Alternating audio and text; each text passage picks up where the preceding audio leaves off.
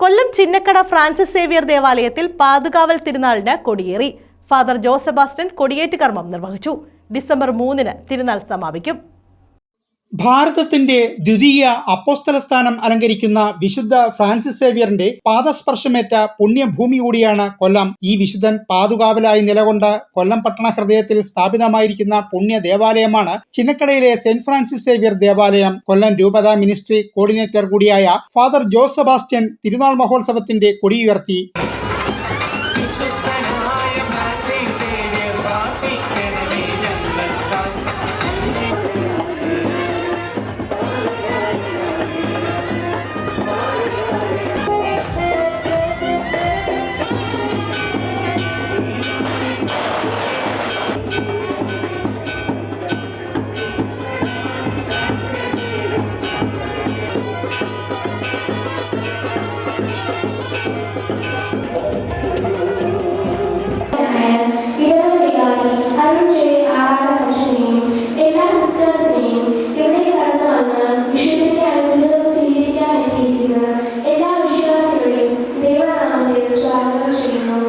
സഹവികാരി father Akhil വചന സന്ദേശം നൽകി. ഇടവക വികാരി father Arun J Aradan, Tenston Stephen George, Solomon Michael തുടങ്ങിയവർ തിരുക്കർമ്മങ്ങൾക്ക് നേതൃത്വം നൽകി.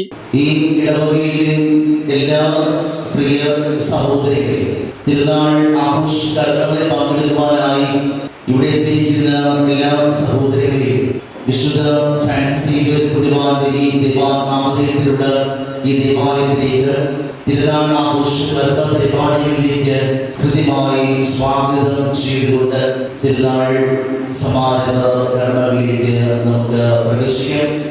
ഏവർക്കും തിരുനാളിന്റെ കൃത്യമായ ആശംസകൾ, പ്രാർത്ഥനകൾ പിതാവിന്റെയും പുത്രന്റെയും പരിശുദ്ധാത്മാവിന്റെയും നാമത്തിൽ ആമേൻ. ന്യൂസ് ബ്യൂറോ, കൊല്ലം ന്യൂസ്.